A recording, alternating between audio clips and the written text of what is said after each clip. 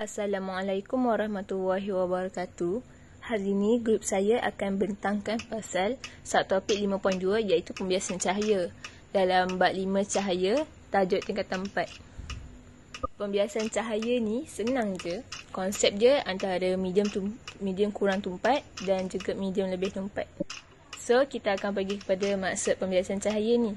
Pembiasan ialah pembengkokan cahaya melintasi dua bahan dengan ketepatan yang berbeza disebabkan oleh perubahan laju cahaya. Contoh medium kurang tumpat dengan lebih tumpat yang kita selalu guna. Kalau untuk medium kurang tumpat, kita selalu guna udara. Dan kalau untuk medium lebih tumpat, kita selalu guna ialah kaca. Untuk gambar yang pertama tu, tak ada sudut sebab cahaya bergerak dalam satu garis yang lurus. Tapi laju dia menurun kerana cahaya bergerak pada medium kurang tumpat kepada lebih tumpat.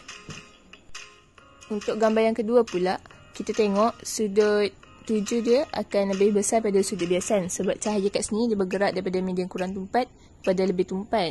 Jadi sinar biasan kita akan mendekati garis normal dan laju cahaya juga akan menurun.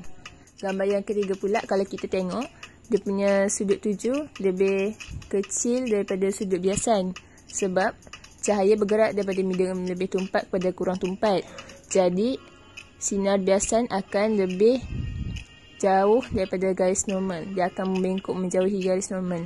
So, laju dia akan meningkat. So, itu untuk konsep medium lebih tumpat dan medium kurang tumpat. Jadi, kita boleh simpulkan dalam formula kat bawah tu iaitu katak lompat dekat, lalat terbang jauh. Di mana katak lompat dekat ialah kurang tumpat kepada lebih tumpat, dia akan mendekati garis normal. Lalat terbang jauh pula, lebih tumpat kepada kurang tumpat, dia akan menjauhi garis normal. Senang je. Jadi, kita akan bergerak pula kepada eksperimen dalam nyata dan dalam ketara.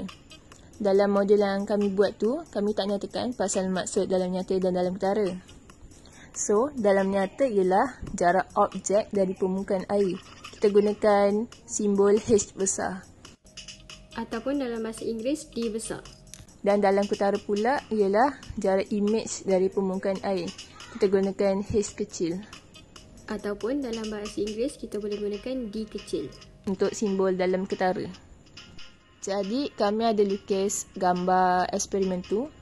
Kalau kita ingat gambar ni macam mana eksperimen dia, kita boleh ingat bahan dan radas yang digunakan untuk buat eksperimen ni. So, kita punya MV tu ialah pembeli ubah dimanipulasikan, which is dalam nyata. Dan kita punya RV ialah dalam ketara, iaitu kita punya pembeli ubah bergerak balas. Dan kita akan gunakan ketepatan sebagai pembeli ubah dimalakan. So, kita punya graf akan jadi berkadar terus, iaitu dalam nyata akan berkadar terus dengan dalam ketara. Jadi daripada eksperimen ni kita boleh simpulkan dalam satu formula, iaitu kalau kita nak carikan cerunan dalam kita punya eksperimen ni, kita akan gunakan formula dalam nyata per dalam ketara. Tadi saya nyatakan pasal simbol je, iaitu H besar dan H kecil untuk dalam nyata dan dalam ketara. Jadi kalau kita nak guna unit, kita akan bergantung pada soalan yang diberikan. Tapi biasanya untuk eksperimen ni kita akan gunakan unit sentimeter sebab alat pengukur yang biasa kita gunakan ialah pembaris. Kita teruskan lagi dengan indeks biasan. Simbol untuk indeks biasan adalah N. Indeks biasan menunjukkan kemampuan medium untuk membengkokkan cahaya apabila sinar cahaya memasuki permukaannya dari udara. Definisi indeks biasan adalah laju cahaya dalam vakum atau udara per dengan laju cahaya dalam medium. Indeks biasan yang besar akan mengurangkan laju cahaya. Jadi, cahaya akan bengkok lebih mendekati normal. Indeks biasan tiada unit. Hukum pembiasan juga boleh dikaitkan dengan hukum Snell. Hukum Snell? Bukan yang tu. Hukum Snell yang sebenar ialah SNELL. Hukum Snell atau hukum pembiasan mengatakan sinar tuju, sinar biasan dan garis normal pada titik tuju berada pada sata yang sama. Okey, untuk sinar cahaya melalui vacuum ke suatu medium yang diberikan, indeks biasan N boleh diberikan dengan N sama dengan sin I iaitu sudut di dalam vacuum per sin R iaitu sudut di medium. N pula mewakili indeks biasan bagi medium yang lebih tumpat. Antara fenomena pembiasan cahaya ialah matahari terbenam. Secara teknikalnya, kita tak boleh tengok matahari secara langsung tanpa penuras yang dibenarkan sebab matahari berada di bawah ufuk. Jadi bentuk fizikal matahari hanyalah pembiasan cahaya dari matahari oleh atmosfera bumi. Pembiasan menjadikan bahagian bawah matahari yang berada di bawah ufuk nampak lebih tinggi daripada sebenarnya. Jadi fenomena matahari terbenam boleh dikaitkan dengan mengapa pemerhati boleh melihat imej kapal di permukaan laut. Jadi yang pertama, udara di permukaan laut adalah lebih sejuk daripada udara di atasnya. Jadi udara di permukaan laut lebih tumpat daripada udara di atasnya.